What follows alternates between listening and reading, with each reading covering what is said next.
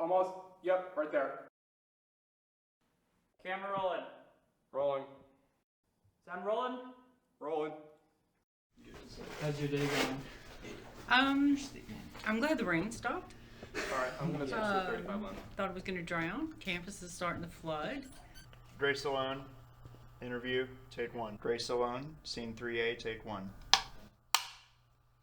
My name is Lisa LaFontaine. My name is Young Jin Gunn. I'm 43 years old. Surprise, surprise. I am a sophomore biblical counseling major at Bob Jones University.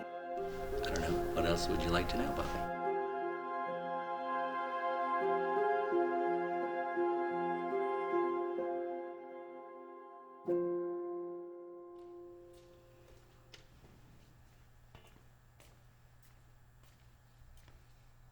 I was raised by a single mother. My parents split when I was 1, and I didn't see my father again for almost 15 years. She was heavy-handed and pretty cold. So it wasn't the worst childhood, but it wasn't necessarily the best. She was taking care of the both of us. So since we were down to one income, Richard, my younger brother, kind of became my responsibility. And at 5, I could tell the difference in the treatment with me and with Richard. It's an opinion, but at some point I realized that I was a daily reminder of my dad. I began to idolize my dad. Well, you don't love me. Maybe being like Dad will get me some affection and attention. Smoking and video games were the two first things that I stepped into. Video games to escape. Just lose myself for hours because I'm not dealing with my mom's negativity or her harshness or the criticism. I began to drink. We'd go out to dinner and I want to drink. One drink became 2 drinks. And then it was funny because I would be buzzed. I started smoking marijuana at 14. Tried cocaine for the first time at 15. And I left home to go live with my grandmother for the first time. I met a young man in high school, and I ended up getting pregnant right before we graduated. I got married at 18, had my first baby at 19, had my second baby at 21. And then I chose a lifestyle over family, over my husband and my children. I became a casino dealer for the next 21 years. I just wasn't satisfied in the life that I was living. I wrecked my whole family to have that lifestyle, and then met up with a man shortly after that who I would spend the next 26 years with.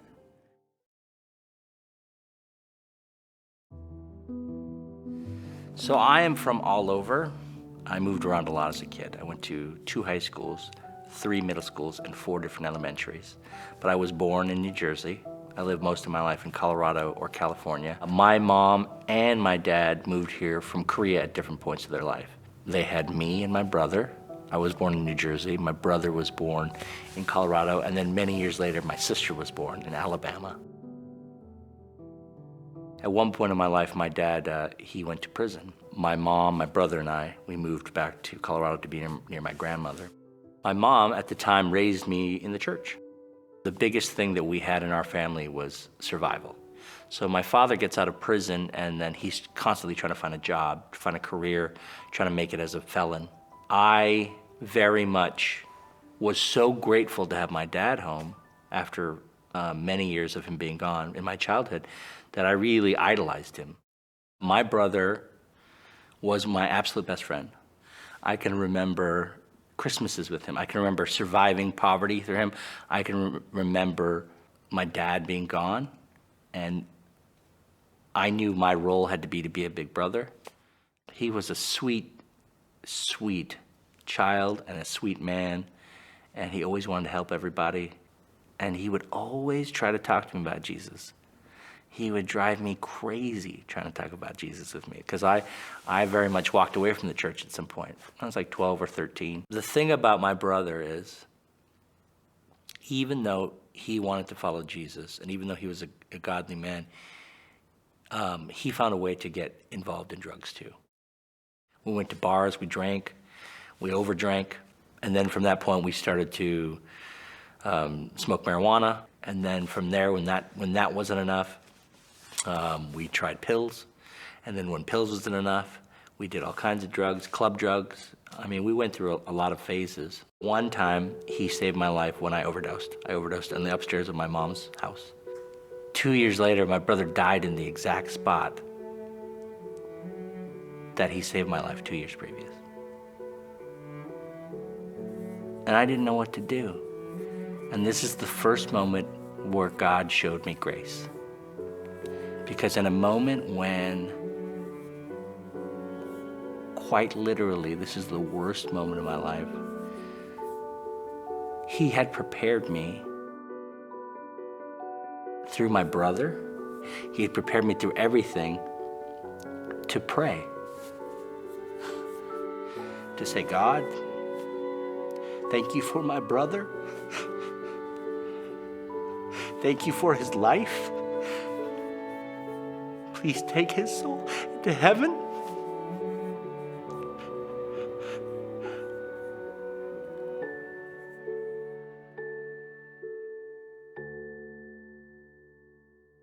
In 2007, I was introduced to methamphetamine. And I thought I had met my best friend. My 26-year relationship was going down the tube. I was about to end that relationship because I just had enough, and the lifestyle was killing both of us. I found out I was pregnant. When I found out I was pregnant, I decided this is it. God has given me a shot. Dad and my mom died in the same year, within a month of each other, and that was the spiral right there. I couldn't recover. There wasn't enough drugs to make me feel better. I was in the worst way of my entire life. So I went to a rehab in Georgia somewhere. I was in that mindset that I wasn't going to do what somebody wanted me to do. I was going to do it my own way. So I went there and I got sober for the first time since I was 11 years old. 2.5 years of sobriety, and when I picked back up, it was like I had never quit. But I cried out to God right there. And I said, I don't know what I'm doing. And I said, God, I've heard about you. I've heard about you for a long time. I'm crying now. I need some help. Help me. I don't know what to do. And so the journey began. And it's really the best thing I've ever done in my entire life.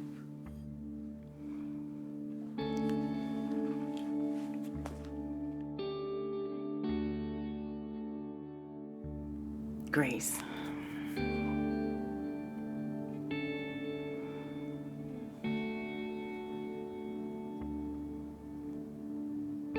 Grace is Jesus. In that moment when it was really the worst, he came into my life. And he showed up.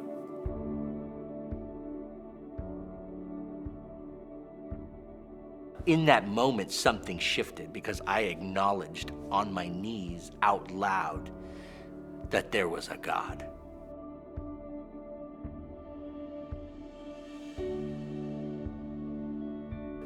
Come to Miracle Hill and I'm introduced to Jesus, and I'm introduced to the body of Christ, and I'm introduced to somebody that's going to disciple me. But he said to me, "My grace is sufficient for you, for my power is perfected in weakness." He started to change things.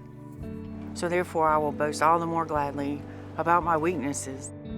It was necessary. I had to go all the way down to nothing and just come to the end of myself so that the power of Christ can reside in me. 2 Corinthians 12:9.